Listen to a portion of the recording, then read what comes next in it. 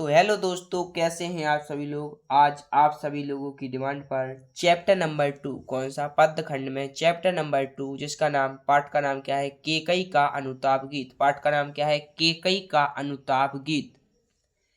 कवि कौन है, मैथिली शरण गुप्त जी का साहित्यिक परिचय।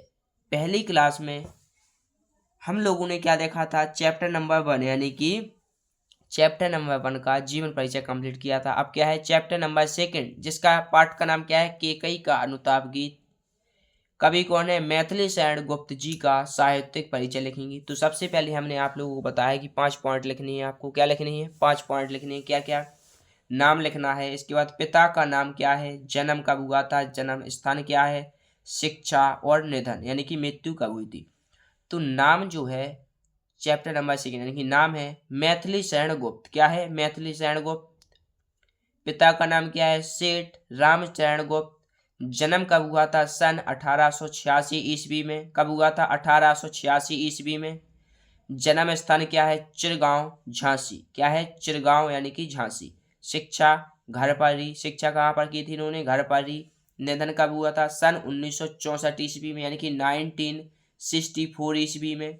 जी आपको 5 पॉइंट जो कि बॉक्स बनाकर लिखनी है। जी कितने वर्ष थे मैथिली शरण गुप्त जी, तो 78 यानी कि 78 वर्ष जिए थे। इसके बाद क्या करना है आपको, इसके बाद मेन हेडिंग डालनी है, क्या, जीवन परिचय। क्या लिखना है, जीवन परिचय। हेडिंग डालेंगे आप लोग जीवन परिचय। इसमें लिखना है मैथिली शरण गुप्त जी का जन्म सन 1886 ईस्वी में झांसी जिले के चिरगांव में हुआ था।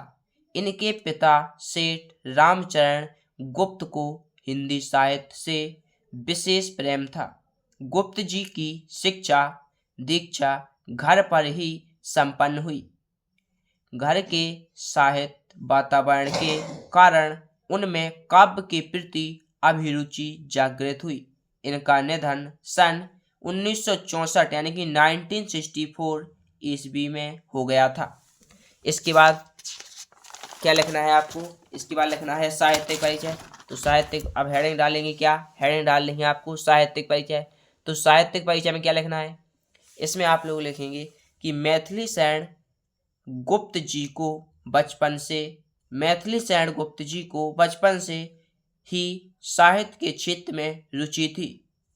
इनकी कविता में राष्ट्रभक्ति एवं राष्ट्र प्रेम का अध्ययन है। हिंदी साहित्य के विद्वानों ने इन्हें राष्ट्र कवि की उपाधि से विभूषित किया।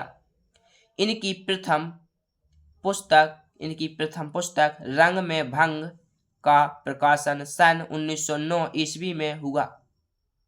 क्या हुआ, इनकी प्रथम पुस्तक क्या है, रंग में भंग का प्रकाशन सन 1909 ईस्वी में हुआ था। गुप्त जी का साहित्य के क्षेत्र में प्रमुख योगदान है।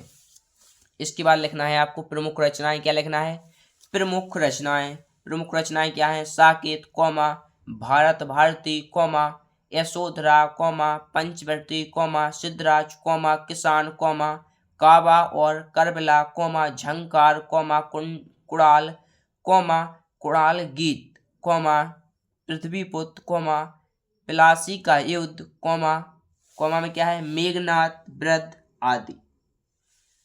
तो उम्मीद करूंगा कि आप सभी लोगों को चैप्टर नंबर 2 बहुत आसानी से समझ में आया होगा। मिलेंगे और किसी अन्य टॉपिक के साथ, तब तक के लिए जय हिंद जय भारत।